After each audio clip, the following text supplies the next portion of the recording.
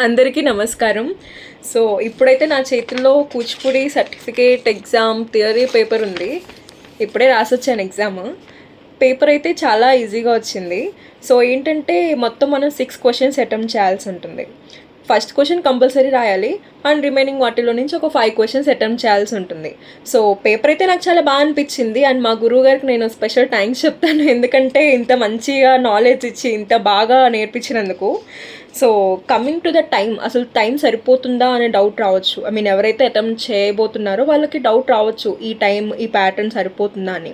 So, time అయితే 100% time సరిపోతుంది. అది ఎప్పుడు సరిపోతుందంటే మీరు ఎప్పుడైతే ఏ క్వశ్చన్ అయినా మీరు తీసుకున్నారనుకోండి, ఆ క్వశ్చన్ పర్ఫెక్ట్గా వచ్చేయాలి. నేను అక్కడికి వెళ్ళిన తర్వాత గుర్తు తెచ్చుకుంటూ రాస్తాను, అక్కడికి వెళ్ళిన తర్వాత ఊహించుకుంటూ రాస్తాను అంటే టైం అస్సలు సరిపోదు. కంటిన్యూస్గా పెన్ ఆగకుండా రాస్తూ ఉంటేనే టైం అనేది సరిపోతుంది. So, this is my best suggestion. So, ఇవాళ నేనైతే ఎగ్జాక్ట్లీ అదే చేశాను. సో, లైక్ నాకు ఏదైతే వచ్చు అనుకుంటానో ఆ క్వశ్చన్స్ అనేది నేను అసలు ఎలాంటి థాట్ లేకుండా కంటిన్యూస్గా రాస్తూ ఉన్నాను. సో, అలా రాసాను కాబట్టే నాకు టైం సరిపోయింది. సో, లైక్ డిప్లొమా కూడా లైక్ 2 పేపర్స్ ఉంటాయి కదా, 100 మార్క్స్, పేపర్ 1 పేపర్ 2, వాళ్ళకు కూడా ఇదే ప్యాటర్న్లో వస్తుంది అనుకుంటున్నాను. Mostly all the best for diploma batch. So, మీరు కూడా ఎవరైతే ప్రిపేర్ అవుతున్నారో ఆబ్వియస్లీ మీకు కొంచెం ఎక్స్పీరియన్స్ ఉండే ఉంటుంది సర్టిఫికేట్ మీద.